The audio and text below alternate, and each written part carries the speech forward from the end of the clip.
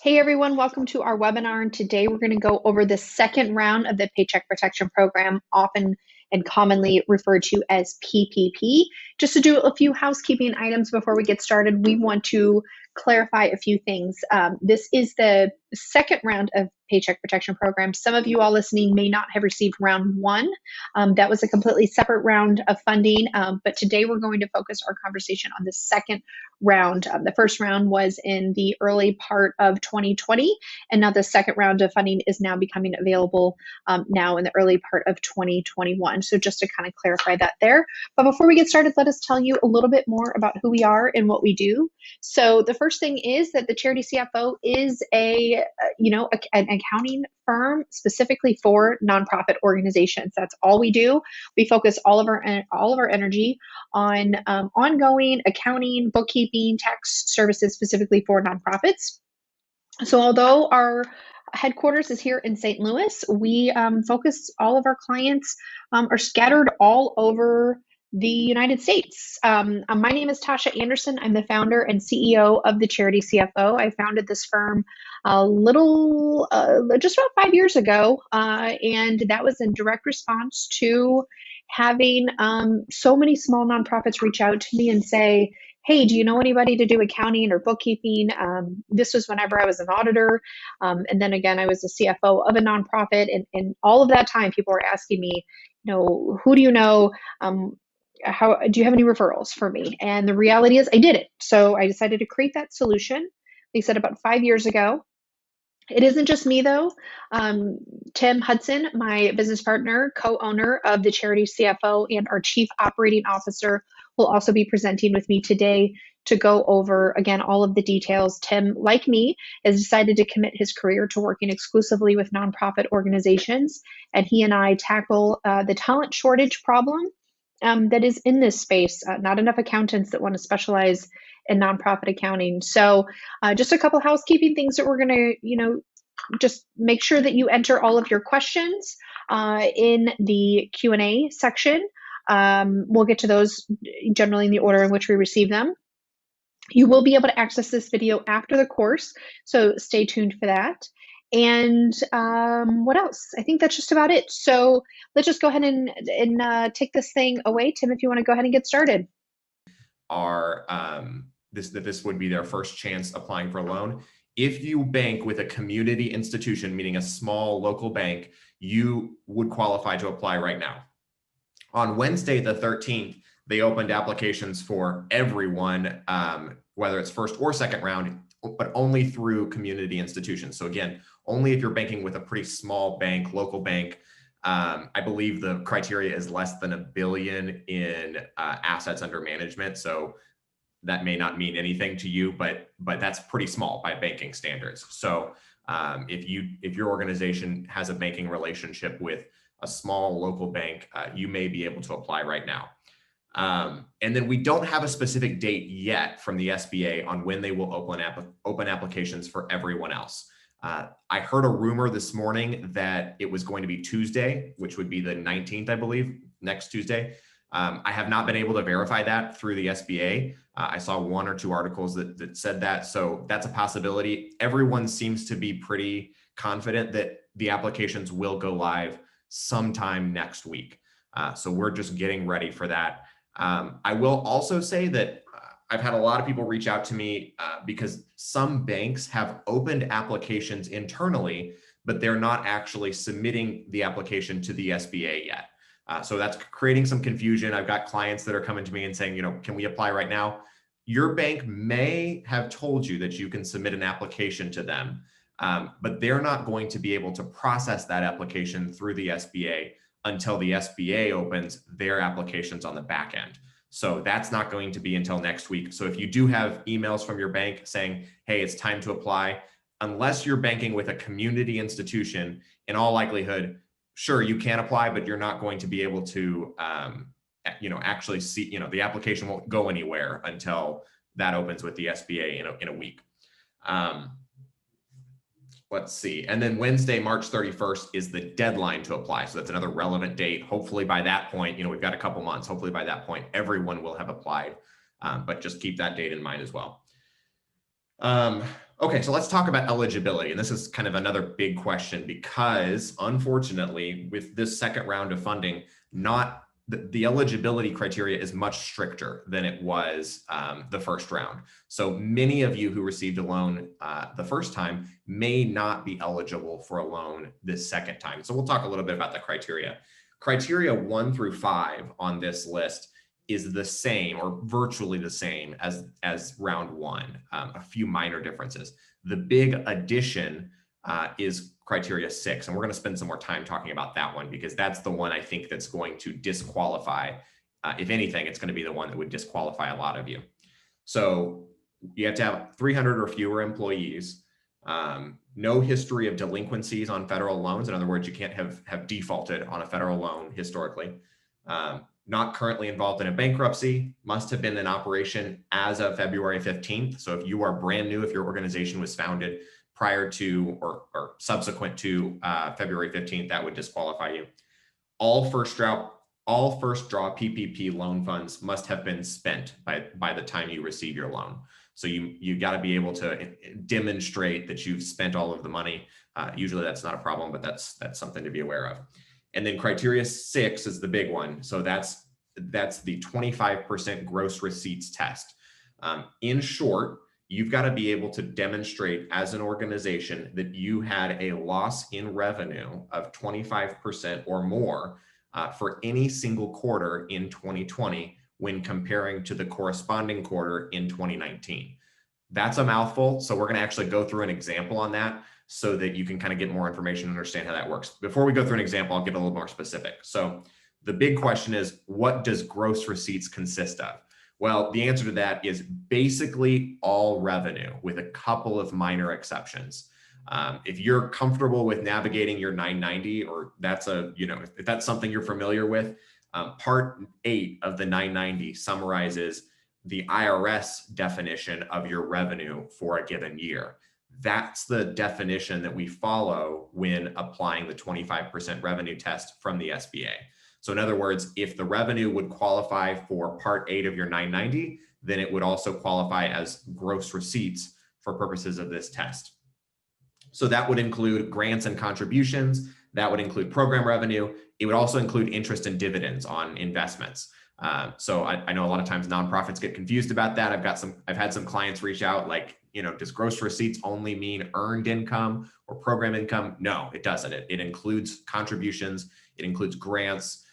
It even includes interest and dividends. So almost all revenue really gets lumped into that number. Even PPP forgiveness itself would qualify as revenue for purposes of calculating that number. So the IRS treats your forgiveness on your first round PPP as a government grant.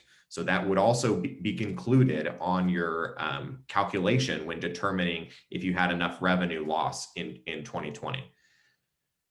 Investment gains are excluded from gross receipts. So that's the big exception, right? Like on your 990 in Part 4 of your or in Part 8 of your 990, you would not typically include unrealized or realized gains or losses from investments. And that's the same for purposes of the IRS, or that's the same for purposes of the SBA 25% test. So in other words, if you had, if your investments did really poorly, if you had some losses on investments, that might cause your revenue to decrease in a given quarter, but you can't include that revenue loss in consideration of your revenue loss. And I know that's kind of disappointing for a lot of people because just about everybody in the world had unrealized losses in the first quarter of 2020. And for a lot of people, if you count that loss against your revenue in the first quarter, you can demonstrate a 25% loss, but you can't count that loss. You can include the dividends and the interest, but not realized or unrealized gains or losses. Then we have a couple questions, if I can clarify. Yeah. Does your gross receipts include in kind? Good question. It would include in-kind goods, but not in-kind services. Nor probably in-kind rents, because the IRS Correct. doesn't generally include that. Gotcha. Correct. So meaning physical goods that have been gifted to you. Right. So all of you that have food banks or anyone's that their program, it relies significantly on the contribution of in-kind goods, you could include that, or you should include that in as your gross receipts. Don't want to jump ahead of myself, and I'm not sure we're going to cover there was a question, if my first draw has not yet been forgiven, I assume I don't have to include that as revenue. So the question is, if you've got round one, is that included as revenue? That's a big question I've been getting.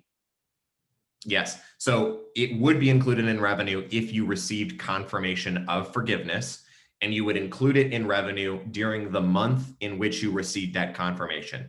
If you have not yet applied for forgiveness or received forgiveness, you do not have to count that as revenue for purposes of this test. Any other questions we should address at this point? I don't think so. I think we're good so far. Great.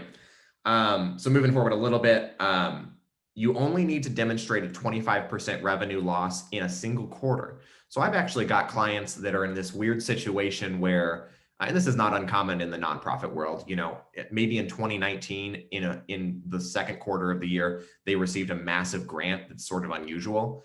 And then in 2020, they didn't receive a big grant. And if you look on 2020 revenue in total compared to 2019 revenue in total, they actually went up. But since they had one quarter where when you do a year-over-year comparison, they showed a loss of more than 25%, they still qualify. So I've got clients that literally brought in more revenue in 2020, but they were able to demonstrate in a given quarter that there was a 25% loss that will allow them to receive PPP funds. I've got other clients that had a decrease in revenue in total for the year, but just shy of 25%. And quarter over quarter, they couldn't demonstrate more than 25% in losses. They will not qualify. So thank our wonderful congressmen and women for that loophole. But it's one of those things where there are going to be some situations where you might think, you know, I feel like I should be entitled to these funds, but based on the way the test is designed, you may not be. You've got to demonstrate at least a 25% loss in one quarter of the year. Now, there is an option to look at holistically for the entire year. If you can say 2020 total revenue is 25% lower than 2019 total revenue, that will qualify you for the second round of PPP. But that's a significant loss if you're looking at a total year basis. And there, you know, you would have had to suffer quite a bit as an organization to meet that criteria. So it's probably more likely for 90% of you that you would qualify under a single quarter rather than for the whole year.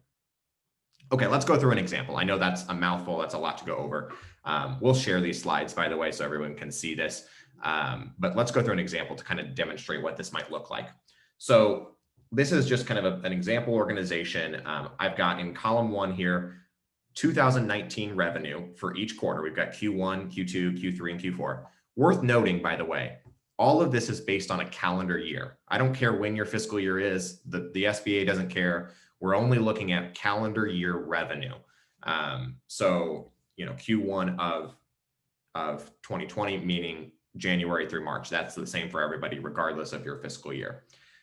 Column two is 2020 revenue. So you can kind of see the comparison of 2019 versus 2020 for each corresponding quarter. You can see total at the bottom. And then these are our calculations. So the way you calculate the change in revenue is simple. You take your 2020 revenue minus your 2019 revenue. That's column B minus column A. And then you divide that number by column A. Divide that number by 2019. So in example, for quarter one, you take 600,000 minus 500,000. That's 100,000. That's our column C. And then you take column C and divide that by column A. So 100,000 divided by 500,000 is 20%.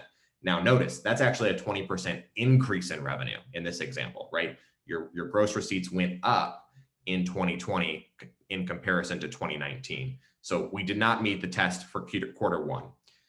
Quarter two, you'll notice we had a $100,000 loss in revenue when comparing 2020 to 2019. So you take column B, 2020, 200,000 minus column A, 300,000. That gets us to 100,000, a negative 100,000, right? A loss. Divide that negative 100,000 by your your column A, your 2019 number, that's 100,000 divided by 300,000, and that gets us to a negative 33%. That's what we're looking for. We're looking for a negative percentage, meaning your numerator is a negative number, because when you subtract 2019 revenue from 2020 revenue, you end up with a negative.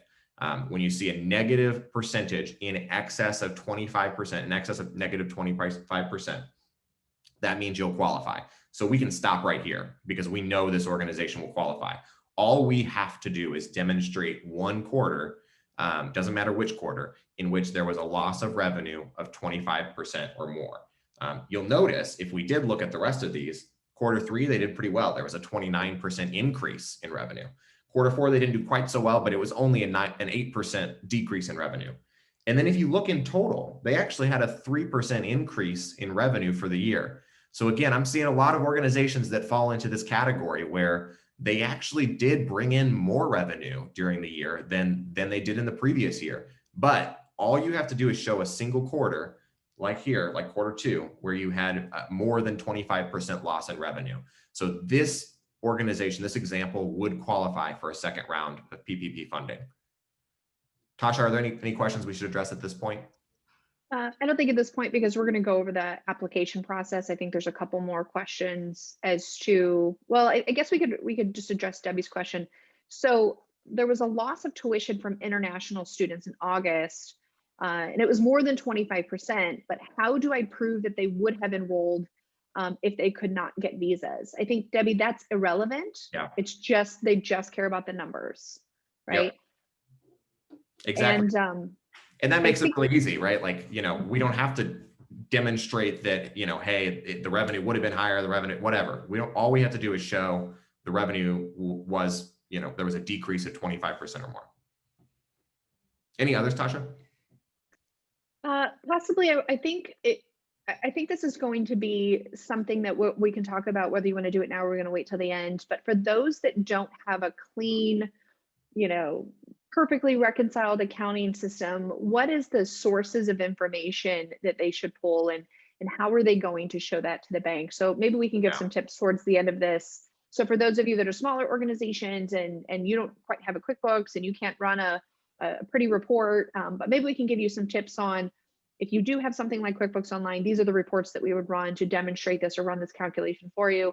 And if not, we'll give some practical tips on how to summarize this revenue information. But I think we can put that, you know, we can put that towards the end. Because we'll talk about documentation a little bit down the road. So Tosha, just remind me when we get to the end and we can talk about that.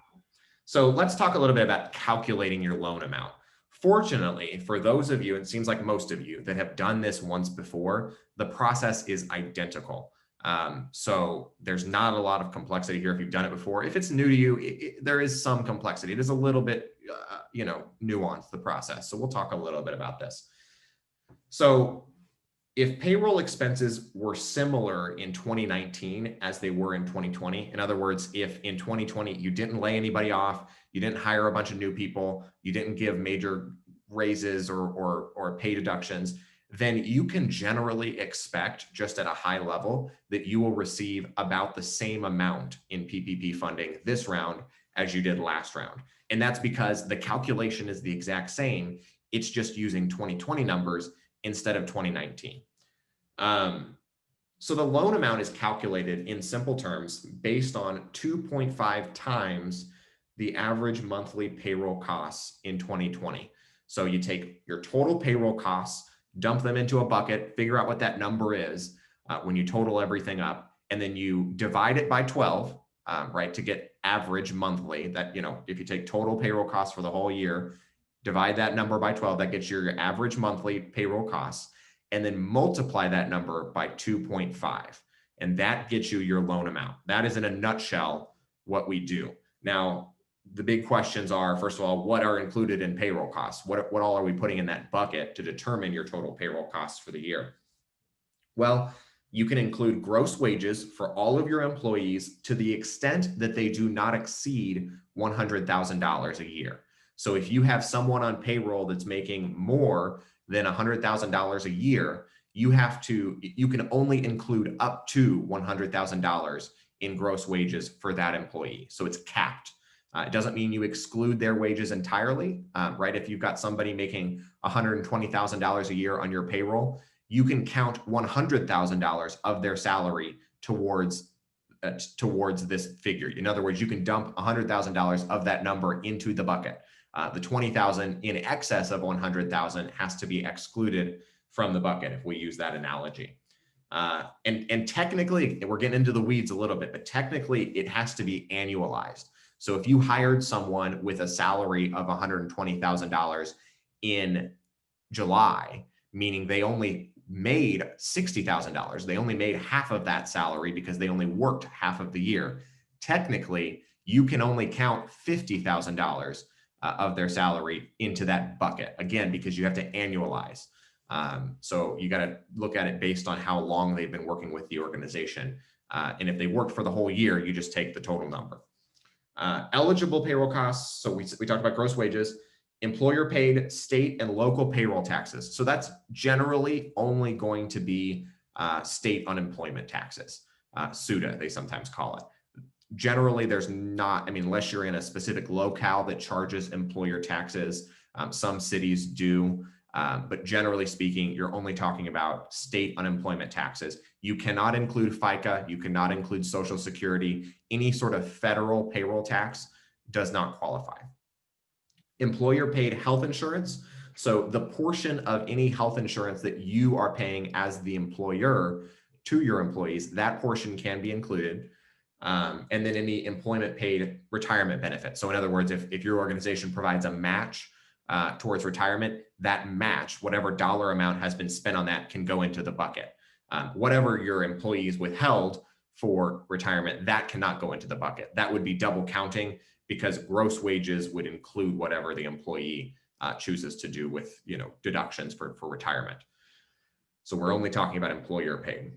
Now, like I said, federal payroll taxes completely excluded. We cannot consider that for purposes of computing our total 2020 payroll costs.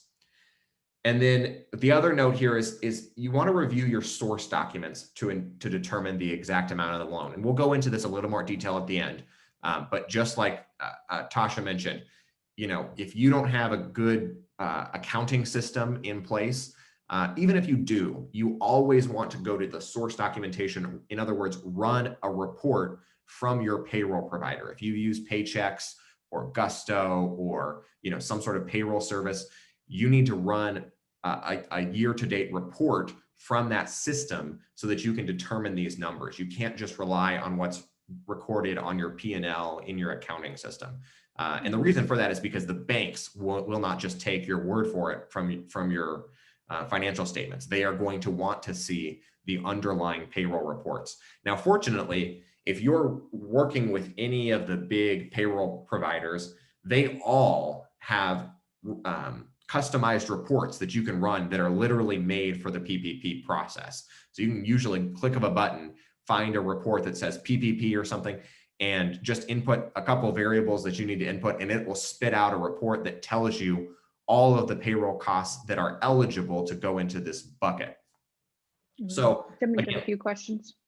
Do you want to, maybe we can walk through an example first and then go through questions? Does that work? Sure. Okay. So, because I think an example might answer some of these. So let's say we had total gross wages in 2020 and they were $550,000. Worth noting, we're talking gross wages. We are not talking about net pay. We don't care what the amount on the pay stub or the paycheck is to your employees. We don't care about what's direct deposited to your employee accounts. We care about the gross wages, total earnings as reported in reports from your payroll provider. The employee paid more than $100,000. The only employee paid more than $100,000 was Amy, and she was paid $120,000. So make a note of that. Employer paid FICA, which included Social Security and Medicaid. These were $42,075. Employer paid state unemployment taxes were $8,000.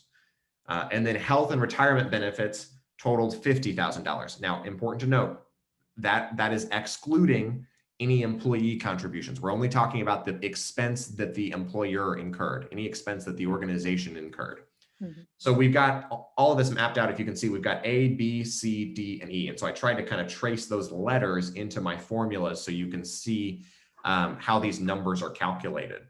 So in order to determine total payroll cost for the year, we take A, total gross wages.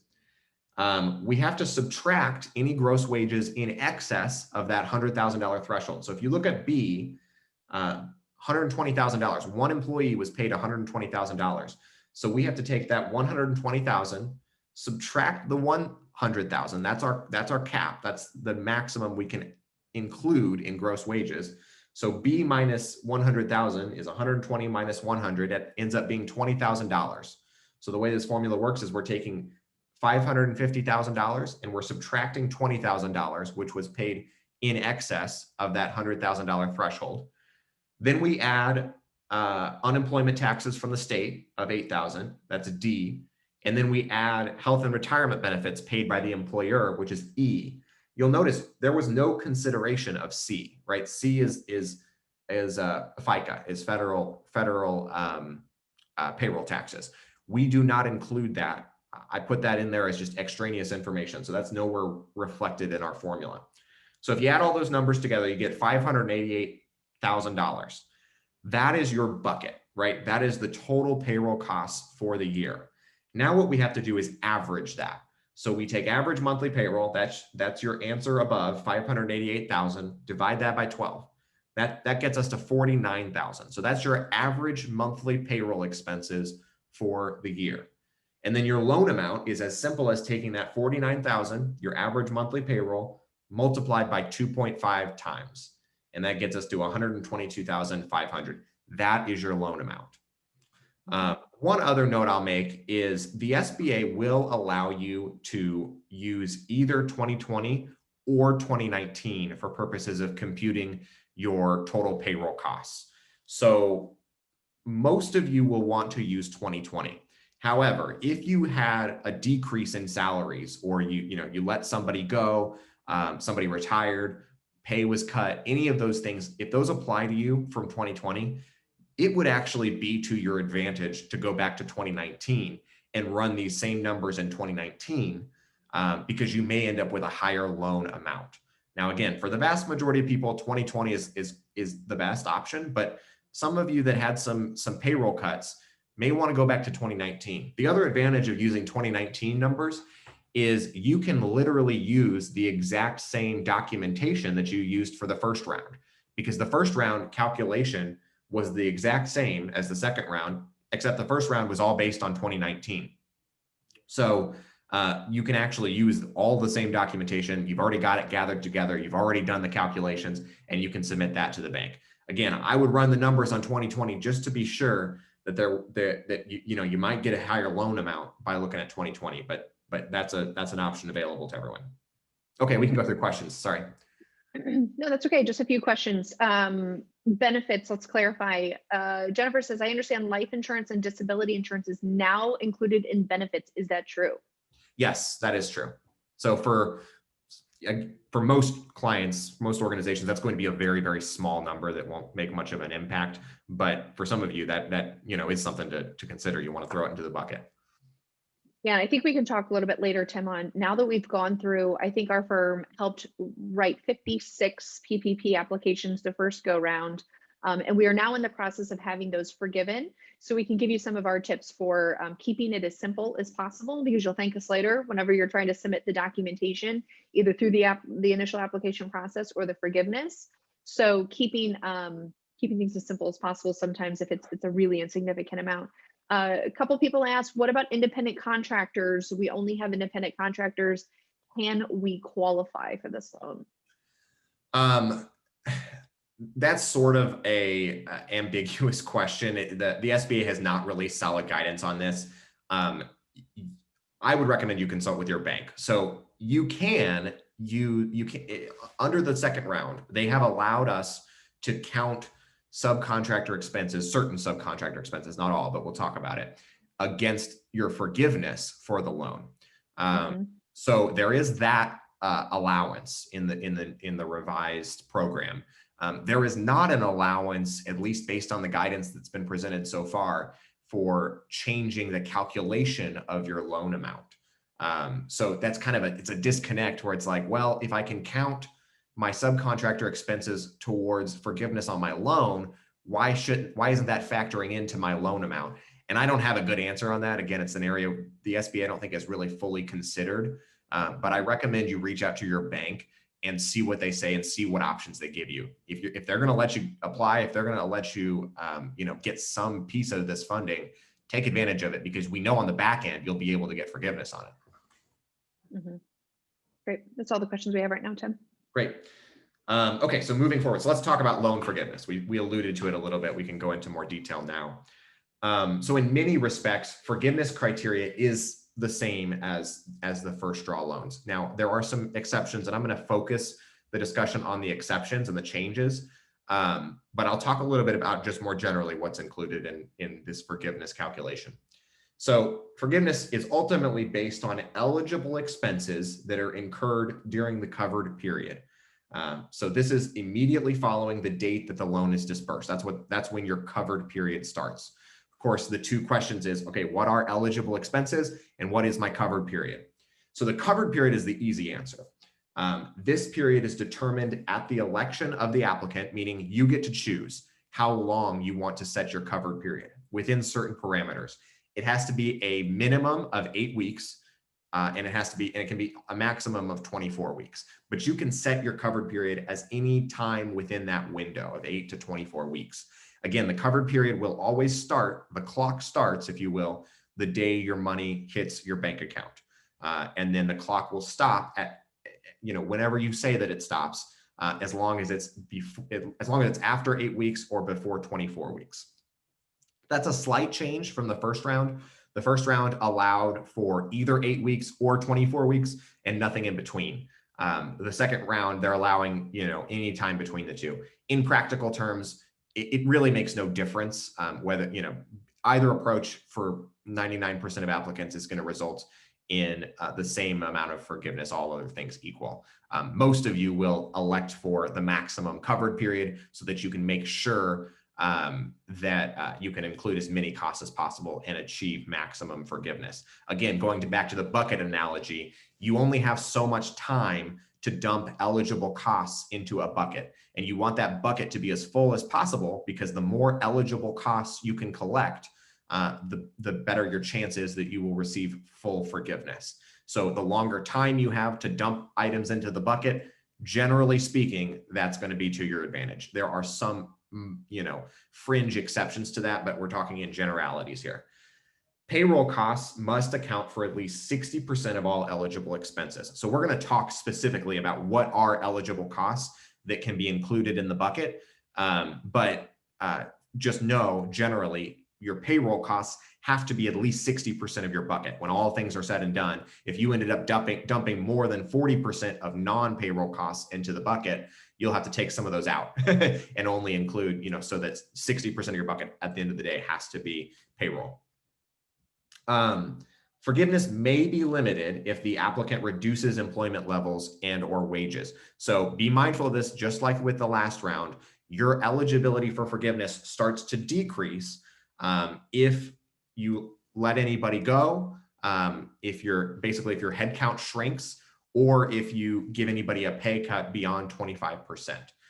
So you've got to be mindful of that and strategic about that. Some organizations are in tough positions and they're going to have to let go of staff. Basically, the way this works is you're going to dump a bunch of costs into your bucket, and then the SBA is going to shrink your bucket based on how much your headcount was reduced for the period in which the loan was administered. So if your bucket starts to shrink too much, then your bucket's going to get smaller than the initial forgiveness amount, and then you won't get full forgiveness. So you got to be mindful of that. Okay, eligible expenses. So this is a big question, right? Like, what can I throw into that bucket? What can I count as forgivable towards my loan? So payroll costs. Now, payroll costs, we're looking at the exact same definition as we did 2 slides ago, meaning we're including gross wages as long as they're not above $100,000. We're including state and local payroll taxes, typically unemployment. We are not including Social Security or Medicare or federal taxes. And then we can include health, retirement, and life and disability and all that, as long as it's employer paid. So we're following the same definition as we did a few minutes ago when we discussed the actual loan calculation itself. So payroll costs, again, that line item, payroll costs, has to represent at the end of the day at least 60% of your total bucket. So, you know, for someone that doesn't have many employees, or that has a lot of contract expenses, a lot of rent, things like that, you may have to adjust how many other expenses you include in your bucket so that payroll still accounts for at least 60%. Rent and or mortgage interest. So if you rent your facilities or you have a mortgage on your facilities, the interest on that mortgage or the rent expense itself can all go into the bucket. Any other interest, so interest on a line of credit or any other sort of tertiary loan, will not qualify. So only mortgage interest, in other words, interest from a loan that is, you know, where there's a lien against your building or against your real estate. Utilities, property damage sustained during protest and disturbances in 2020. I don't know if that'll apply to anybody, but that's available. That's one of the additions that they added in this new bill. Personal protective equipment, another new addition from this bill, and any modifications that need to be made to meet health and safety requirements. So if you're putting up plexiglass in your facilities, if you're purchasing masks, more Lysol wipes, things like that, all that can go into your bucket. Typically for most organizations, it's not going to be much, but it's available to you. And then contractor payments, which is the big change from the first round. Any contractor payments that relate to an agreement that pre-existed the loan, you can count those expenses into your bucket.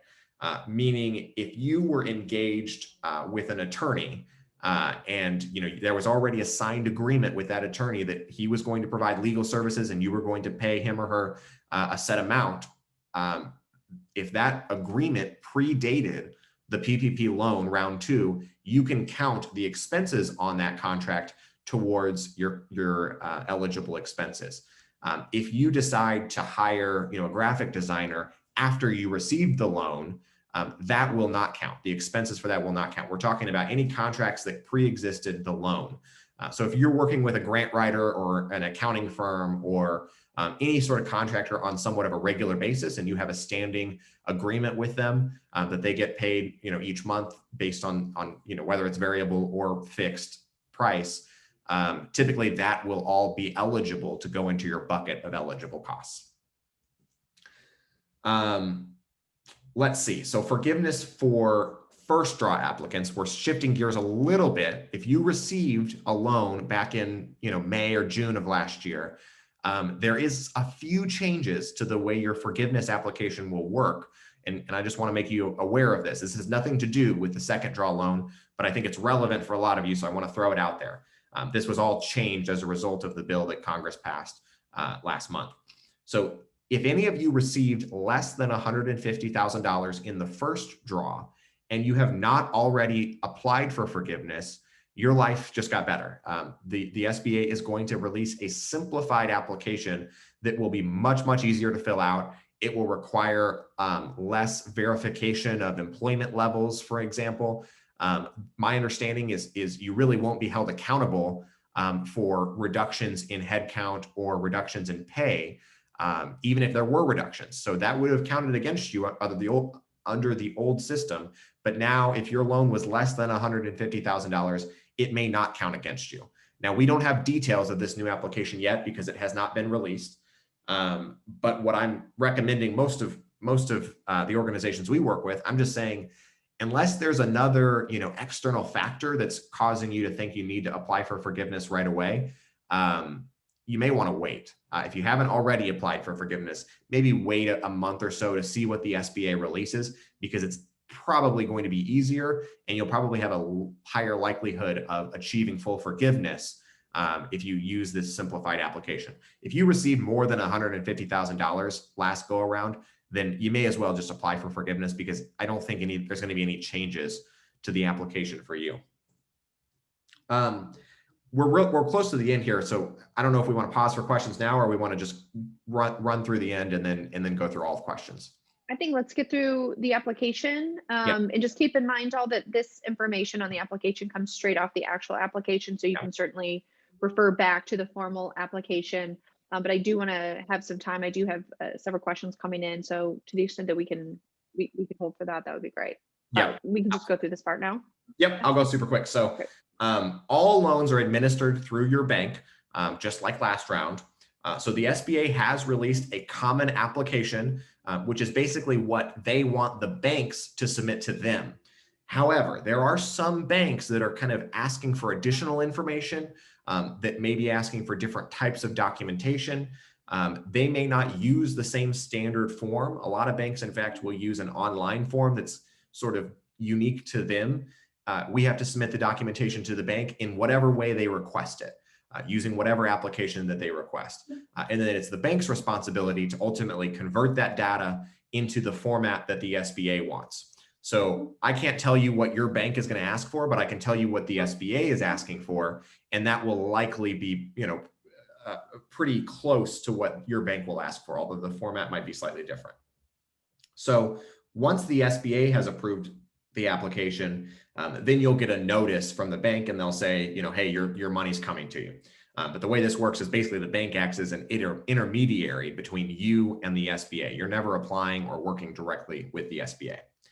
So here's the requirements. I'm just going to zoom through these quickly. So you got to specify the type of entity. For most of you, that should be nonprofit, 501c3, legal name, year of establishment, your NAICS code, which is sort of a code to distinguish the type of organization you're running.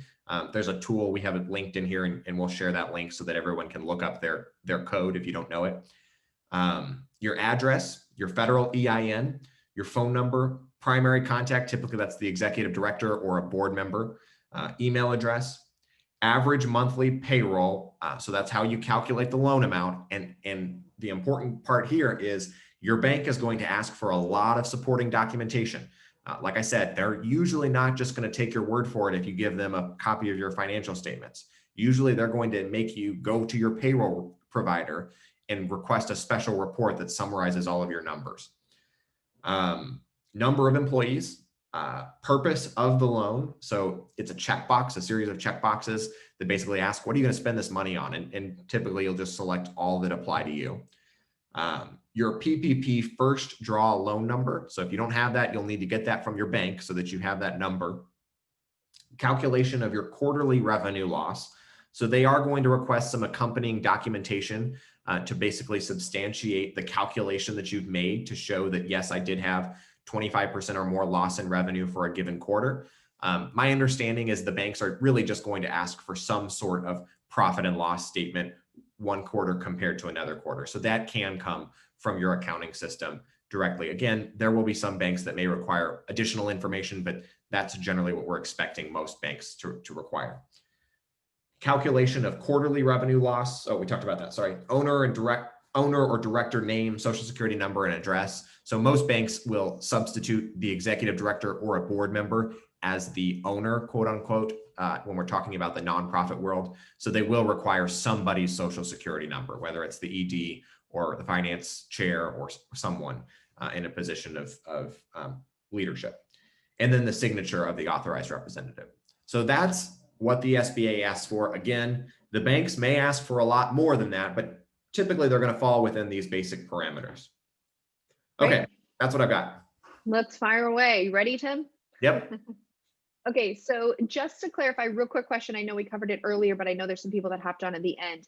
So when you are determining your reduction in revenue, if you have not gotten the forgiveness on the first PPP yet formally, you have not either submitted the application or gotten the decision from the bank, can you include that in your revenue for purposes of this calculation? No, and you should not, because it is to your advantage to exclude that number because it'll be more likely you'll receive a second draw loan if you exclude it. Now you have to include it if you have received forgiveness, but if you have not received forgiveness, then you do not have to include it. Great. And we another question here. We are a new organization registered in January 2020 with 100% volunteers. So you have no paid staff. You offer 100% free training. Are you eligible for this loan or any loan?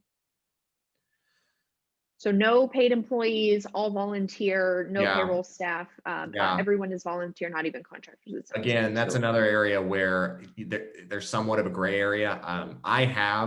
During the first round, I'll say, I have seen a couple banks that allowed organizations that fall into that category or into a similar category. I've seen banks allow that, but I've also seen banks not allow it. So in these cases, I don't like it. It's annoying to me as well. But in these cases where the SBA has not released clear guidance, the banks basically get to decide, and you're at the mercy of your financial institution to see what they'll tell you. So I just recommend you reach out to a rep with your bank and ask. And Moomin, I would also recommend, I don't want to get too much into the weeds because we're specifically talking about the PPP loan, but you could also connect with some of your economic development institutions within your local community. They may have some additional CARES Act funding that's more of a grant based. You can also check the SBA EIDL loan as well. We're not going to go over that here specifically, but you can go to the SBA's website. There is an EIDL. Oh my gosh, I can't remember what it even stands for at this point, but economic injury or something of that effect, a disaster loan or something like that. It's an EIDL loan. You can look into that loan as well. That is not a forgivable loan, so you will have to repay that back, but keep an eye on that.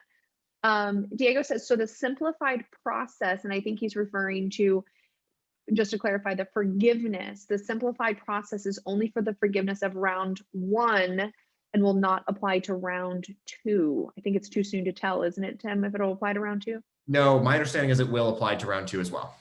So anybody that's getting below $150,000, either the first round or the second round, is in pretty good shape. There's going to be a lot more flexibility for you and a much higher likelihood that you'll get full forgiveness. Mm-hmm.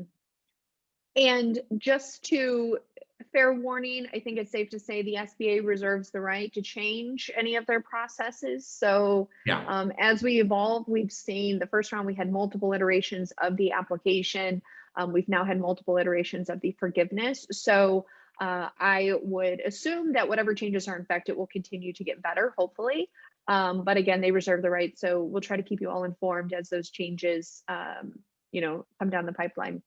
A couple other quick questions, and then I'd like to go back to, for those of you that don't have a good accounting system in place yet, what we might recommend to you to get that information. But before we go on to that more of a high level conversation, Kevin says, do I have to request a full 2.5 times of my average monthly payroll, or can I request a smaller amount to guarantee I can cover all costs for forgiveness?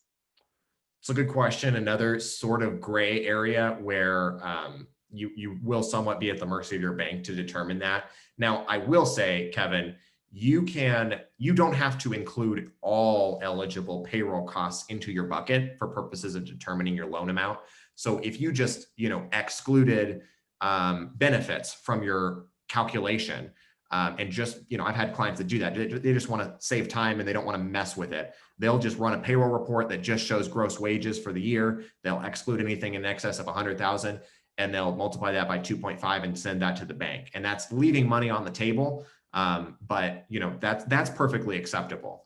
If you had, gross wages of $1 million and, you wanted to, that implied a loan amount of whatever it implied, and you wanted to reduce that by some factor, I think that'd have to be in coordination with your bank.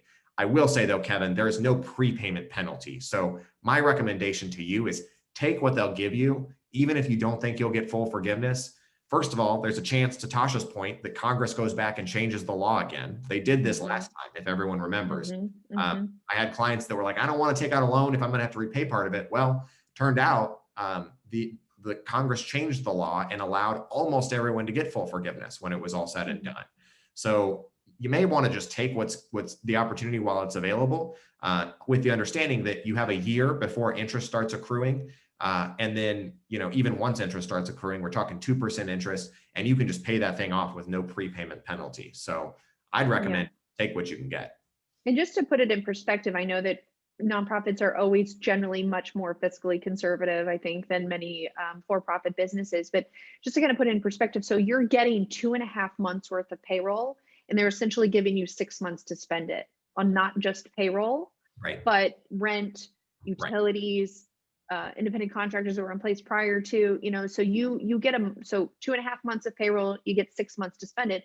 And to Tim's point, this is different than what happened last time. They say you get 2.5 months worth of payroll, but you have to spend in 8 weeks. Yeah.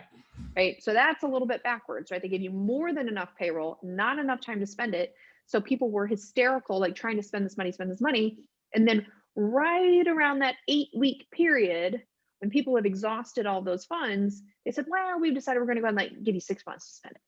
Yeah. And people were in a state where, well, had I known that, I wouldn't have spent it so aggressively in the beginning. I would have let that stretch out a little bit longer. So just to recap, 2.5 months of payroll you're going to get 6 months to spend it on payroll and other eligible costs. So keep that in mind. And to Tim's point, you could always squirrel it away in a bank account and send it back without any penalties. And even if you don't send it back, it's really, really cheap borrowing, 2%. And for most of you know, as a nonprofit, banks are not very favorable in lending us money without any sort of collateral. So this is also a pretty cheap way to put money in your pocket, at least in the short term. So kind of think about all those factors. Okay, a couple more questions on employees, counting the number of employees when we're talking about the application. We have 2 full-time employees and 1 part-time employee. Can we count them as 3? Yeah, good question. Depends on what you're talking about. So if you're talking about forgiveness, which is not, we'll talk about forgiveness in 6 months, right after your 24 weeks expires. But for purposes of your forgiveness, they do kind of do a pro rata. So they'll look at full-time equivalents to see if you've reduced headcount. But if you're talking about on the actual application for the loan, it just asks for total employees. So you would include 3 for purposes of your application itself. Gotcha. And Chris had said, so say you lose headcount and you used the analogy earlier about a bucket shrinking, right? So essentially they determine, and this kind of goes back, I want to clarify something. So the PPP was put in place to protect jobs initially, right? So if you kind of think that in mind, that's why they're so aggressive in this headcount, in maintaining a headcount. They don't want you to take all this money and then let go of your whole team, because Congress passed this to preserve jobs and have jobs for people to go back to, right? So Chris has a really great question. What about normal attrition? We're talking about those that have chosen to retire, those that have chosen to exit the workforce because of, let's say, virtual learning for their children or something like this. Have you heard anything about what the banks are doing with respect to forgiveness if you have what we call like normal attrition? We haven't let them go. They have voluntarily left. Yeah. So right now, and this is an area that the SBA still has to clarify for second round, but for first round, they gave us some safe harbor conditions for those sorts of situations that in, I'd say 90% of cases will not have a negative impact on a situation like that, Chris. Now, there are some fringe situations where you may be impacted. But generally, my understanding is if someone retires or voluntarily quits, as long as the organization can demonstrate that they made a good faith effort to replace that job, or there was some sort of reason programmatically why that section of the business or that section of the organization had to get shut down for economic reasons, in those situations, you should not have a reduction in your forgiveness eligibility. But the other thing I'll say is, if your loan is going to be less than $150,000, it's probably a moot point. They're not even going to, require that sort of headcount calculation. They're just going to assume, if it's under $150,000, we don't really care. We just want to give you the money. Connie, just a clarifying question, going back to whether we include the round 1 forgiveness in the calculation. Many of our clients too that are on an accrual-based accounting, they have an audit coming up. They have booked it as revenue because they have a reason to believe it's going to be forgiven, and we're just in limbo. You've booked it in your accounting as forgiveness because you anticipate that being retroactive. The SBA does not. I think, Tim, you would agree with me. The SBA, for purposes of the application, we would exclude that number because it's to our benefit to exclude it, and they have not actually given us final word. So we would not include that as revenue for purposes of this application. Now, your auditors might have a different opinion because they will have seen that you haven't forgiven, and they will require you to put that back into the appropriate fiscal year. Yeah. Would you agree with that, Tim? I do. Okay. So Tara, I've seen this before, did not take the full eligible amount with round 1, but do not think I will qualify for round 2. Can I take out another round 1, subtracting the amount I took the first time? Unfortunately, no. The round 1 program has completely shut down. I mean, that program is done. So no, which is sorry that happened to you, Tara, but it is a good example for the others to, just take what's available to you, because you don't know what's going to happen after the fact. Absolutely. And I've also seen where some banks would not for some reason, give you the full amount. The banks told you this is what you're getting, even though your eligibility was different. We saw that also round one. And if you're in that situation and you are working with a banking institution that gives you a much different number than what you believe you're eligible for, I would get a second opinion. I would go to another bank, right? I had an organization that I think qualified for something like 25,000. The bank said you can have 10. And that's not really in my mind, and I don't want to get all political on people with the banks, but I feel like for me, my perspective was it was the bank's position to tell you that, because these funds are ultimately coming from the feds. And so if that has happened to you, either in round one, or if you're applying, in this round two, if you have calculated your number, unless they could show you where your calculations are wrong, maybe get a second opinion, go to another bank. Susan says, do you think the new forgiveness forms will be out in time to use for the first round? There was a deadline of 8 months. So do we know when the new forgiveness forms are becoming or going to be released? It'll be soon. I expect, within the next several weeks. The deadline itself was extended, though. I believe for first round, I think you have now until October of 2021. Don't quote me on that, but it's sometime way in the distant future before you have to submit. So I would wait, especially if you're loan 150. You'll be just fine on timing. And Susan, I think it's to the banks and the SBA's benefit to get the simplified forms out. So I think that I'd like to think they're trying to make it easier on us, but from administratively, from their perspective, it's going to make their lives a lot easier. So I'd like to believe that they're going to get those out.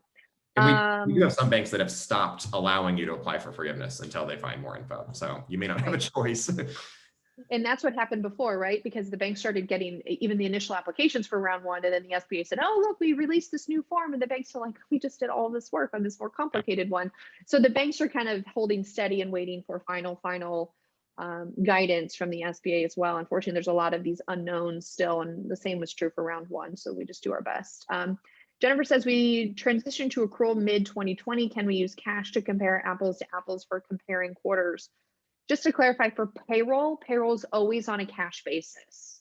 The payroll reports that you're going to get from your payroll companies are always going to be on a cash basis.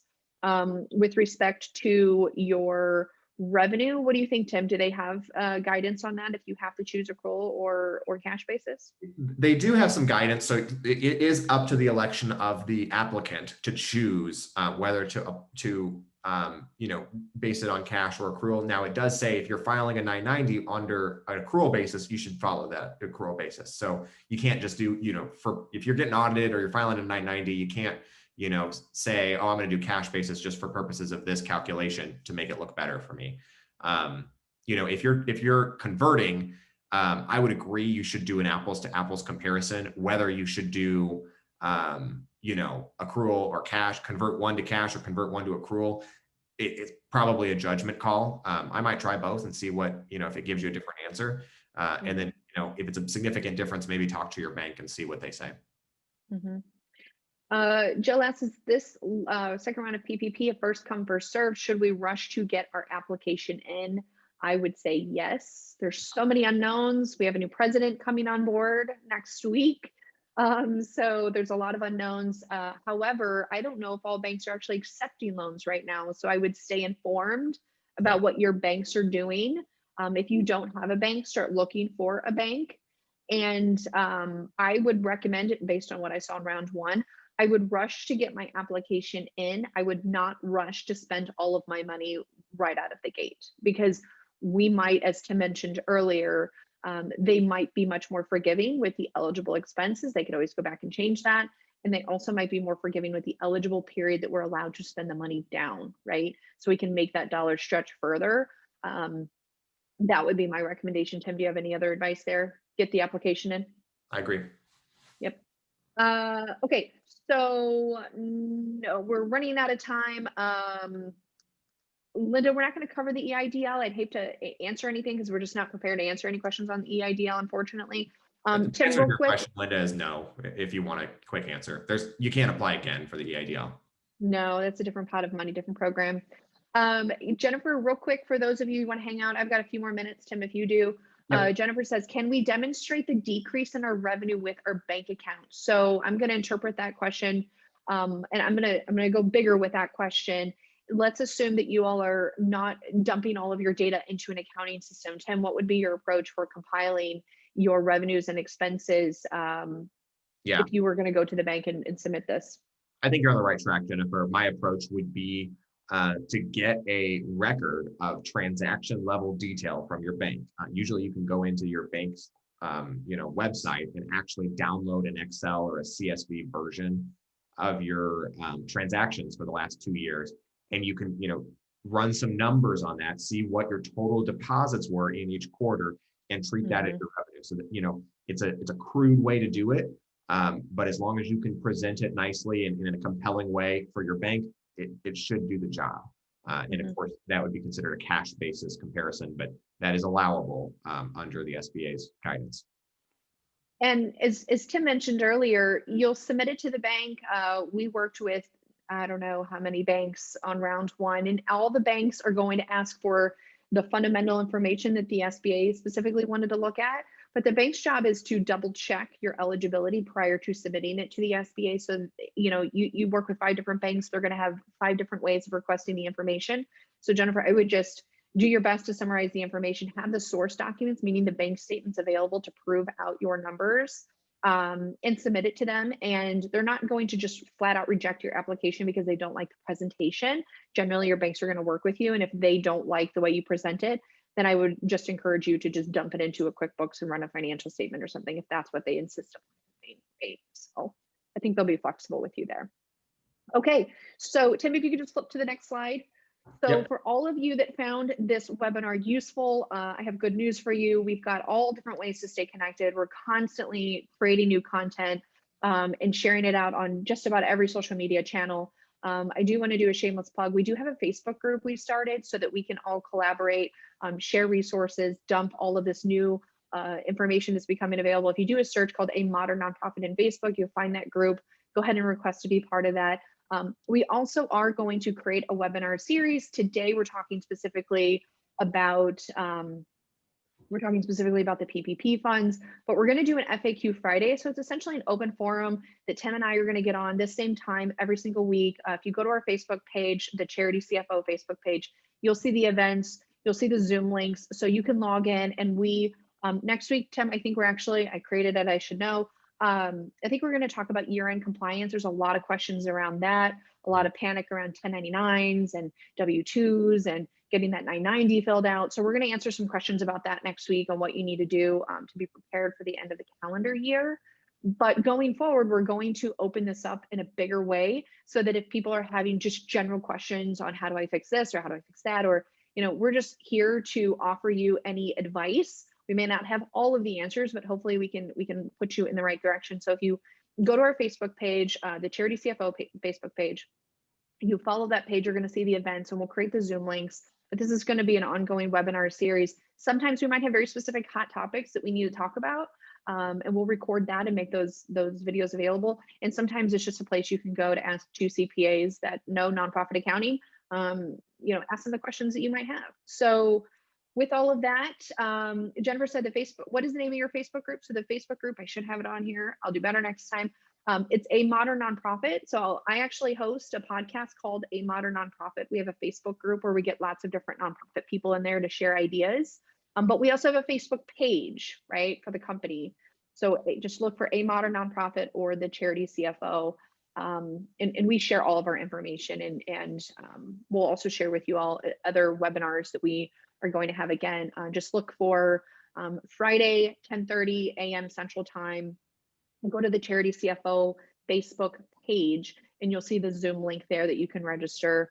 And you can hop on for a little bit, or you can hop on for the entire thing. So we'll do that about an hour each Friday morning, and hopefully you all find that valuable. So with that, I think we're about wrapped up. I will get this recording out to everybody. Feel free to share it with colleagues that could benefit from it. And if you have any other questions, like I said, here are all the ways that you can connect with us. Hopefully you all found this useful.